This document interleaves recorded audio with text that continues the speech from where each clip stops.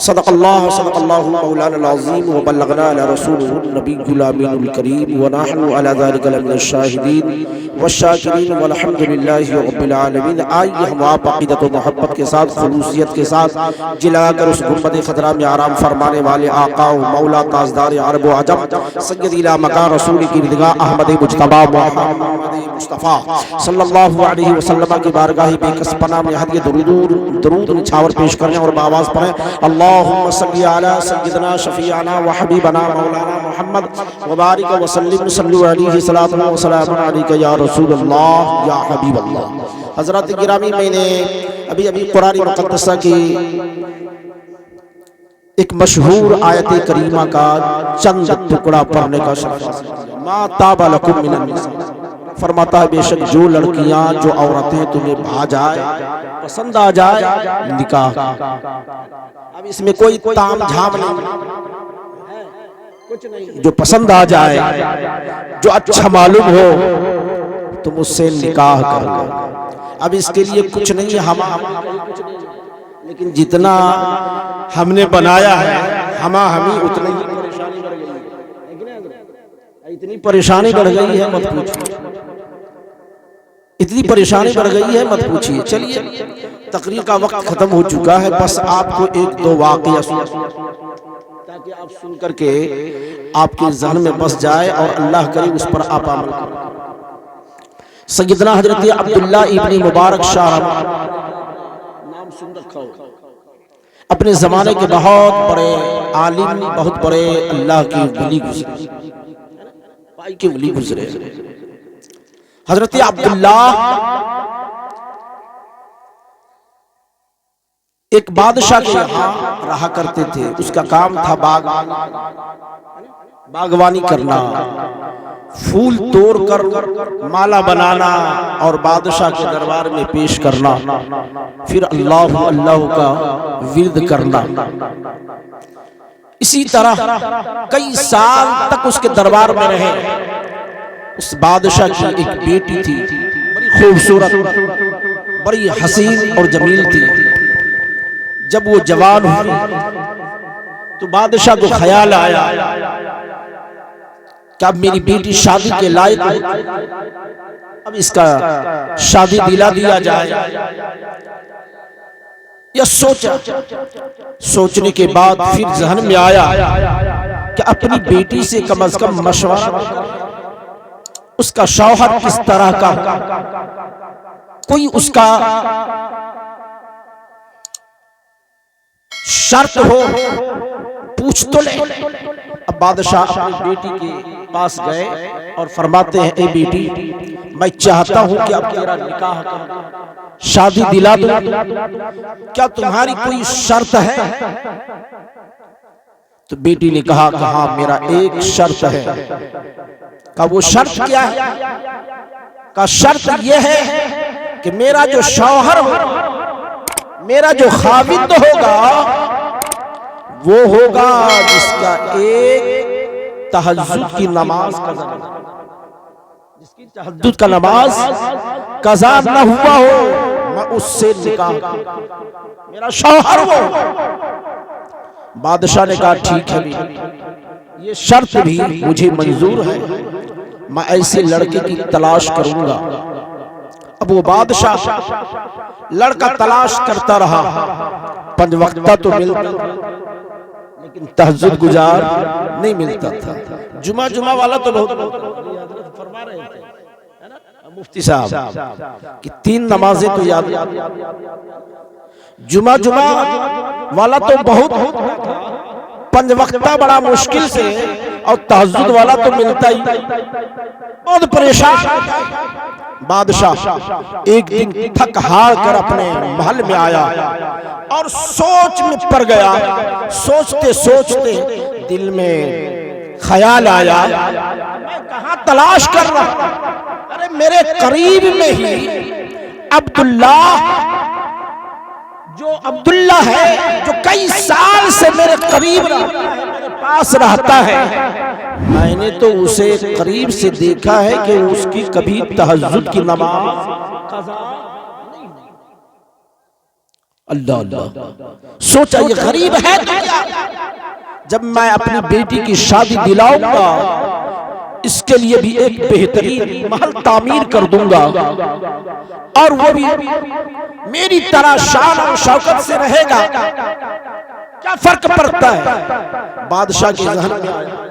सुबह सवेरे बादशाह अपने दरबार में बैठा और आवाज लगाई, ए अब्दुल्ला। हजरत अब्दुल्ला रज़ी अल्लाह ताला फरमाया, हुजूर हुक्म हो। तो बादशाह ने कहा, ए अब्दुल्ला, मैं तुमसे एक बात कहना चाहता हूं, तुमसे मैं एक बात कहना चाहता हूं, कहीं मेरी बात को तुम इनकार तो न करो। कहा, हुजूर कहा जाए। कहा, ए अब्दुल्ला, मैं सोचता हूं कि मैं अपनी बेटी का निकाह तेरे साथ, मैं अपनी बेटी का निकाह तेरे साथ कर दूं। हजरत अब्दुल्ला फरमाते हैं कि हुजूर मैं गरीब आदमी, आप बादशाह हैं, आपकी बेटी बड़ी ही नाज़ो नखरे से पली रही है, अच्छे अच्छे खाने खाई है, मेरे यहाँ तो वही रूखी रोटी। तो बादशाह ने कहा, उसका फिक्र मत कर, वो मेरे ऊपर छोड़ दे, वो मेरे ऊपर छोड़ दे। हजरत अब्दुल्ला फरमाते कि ठीक है, मैं तैयार हूं, अगर आपको किसी तरह आप अपनी बेटी से भी पूछ लें। कब पूछने की अब जरूरत नहीं है, जो शर्त वो तेरे अंदर पाई गई कि तेरी तहज्जुद की नमाज कज़ा नहीं, अलबत्ता निकाह होगा। जल्दी जल्दी सो, क्योंकि ये तकरीर नहीं कर रहा हूं, बल्कि आपको थोड़ी सी बात, क्योंकि ये निकाह जो शुरुआत होता है यहीं से नस्लें हलाली नस्लें चलती है। इसी में अगर गड़बड़ी हुआ ना, फिर याद रखो कि आने वाली जो नस्लें होगी, गड़बड़ निकाह हुआ देखो वो सही नहीं होगा। अरे नमाजी क्या, अल्लाह क्या, वो अपने खानदान का भी वकार लाज रखने वाला नहीं होगा, समझ गए? इसलिए निकाह करो तो किस तरह करो, कैसे करो, तो वो तो आपको समझा ही देंगे मुफ्ती साहब। अगर समझ में आए तो करीब में है, जाके पूछ लीजिए। हजरत निकाह हो गया, फिर हजरत अब्दुल्ला अपनी बीवी को साथ लेकर अपना घर कई दिन की सूखी रोटियां निकाल कर लाए, दस्तरखान लगाया, अपनी बीवी के साथ खाना खाए। और जैसे ही ऐशा की आजान हजरत अब्दुल्ला मस्जिद की तरफ चल देते हैं। इसी तरह कई दिन गुजर गए, लेकिन हजरत अब्दुल्ला अपनी बीवी के हक अदा नहीं कर रहे। तो धीरे धीरे उनकी बीवी जो बादशाह की बेटी थी, वो सोचने लगी, मेरा शौहर मेरे करीब क्यों नहीं आता, मेरे बिस्तर पर क्यों नहीं आता, मेरी हुकूक क्यों। तो गुस्सा आया, तो उसने एक दिन हजरत अब्दुल्ला से कहा कि मैं अपने बाबा के घर जाना चाहता। का कोई बात नहीं, अगर तेरा दिल घबरा रहा है तो मैं तो रोजाना उनके दरबार में जाता हूँ, जाके मैं कहूंगा और वो खुद आ जाएंगे। हजरत अब्दुल्ला गए, बादशाह से कहा कि हुजूर आपकी बेटी याद कर रही है। वो बादशाह आए, आने के बाद अपनी बेटी से मिले।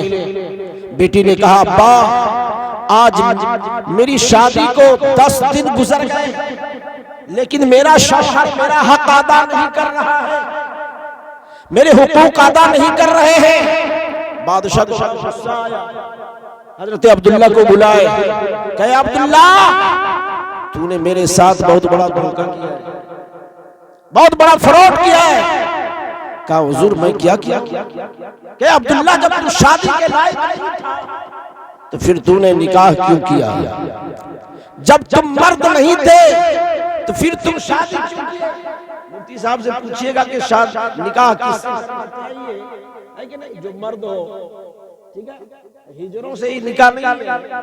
तो कहा जब तू शादी के लायक नहीं था तो फिर तुम क्यों किया? तो हजरत अब्दुल्ला ने कहा बिल्कुल जल्दी जल्दी मैं बता रहा हूँ कि मैं शादी के लायक हूँ और मैं मर्द भी हूं, कहा फिर तुम अपनी बीवी का हक क्यों नहीं अदा किया? तो हजरत अब्दुल्ला ने कहा कि मुझे डॉक्टर ने मना किया। कहा कौन सा डॉक्टर है इस शहर में? चलो मैं उस डॉक्टर से पूछता हूं कौन सी बीमारी है, क्यों मना किया? कहे बादशाह अगर मैं उस डॉक्टर का नाम ले लूं तेरे पांव के नीचे की जमीन खिसक जाएगी। बादशाह को और जलाल आया। कहा वो कौन? मेरी हुकूमत में, मेरी शहर में रहने वाला कौन सा डॉक्टर है जिसका नाम लिया जाए मेरे पांव के नीचे की जमीन खिसक जाएगी?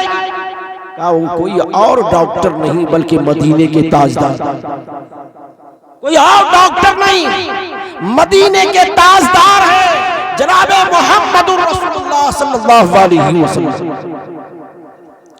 क्योंकि बादशाह मैं आपके दरबार में रहकर मैं देखा हूं टेबल के ऊपर से कम आता है नीचे से ज्यादा, क्योंकि हलाल हराम ज्यादा, तो वो हराम पैसे वो माल तेरी बेटी की खाई हो जब तक के वो 40 दिन न गुजर जाए जो हम अपने पसीने और हलाल तरीके की जो कमाई है सूखी रोटियां खिला खिला के रखेंगे, 40 दिन जब तक न गुजरेगा तब तक हम उसका नहीं करेंगे। मेरे दोस्त उलमा फरमाते कि जब 40 दिन के बाद हजरत अब्दुल्ला अपनी बीवी के करीब गए, हक अदा किया, दोनों मिले तो हजरत मुबारक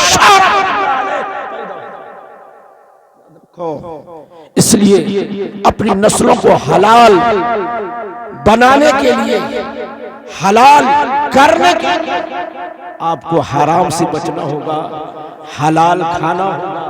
रब की बारगाह में दुआ है अल्लाह करीम हम सबको सुनने से ज्यादा तौफीक और रफ़ीक अता फरमाए।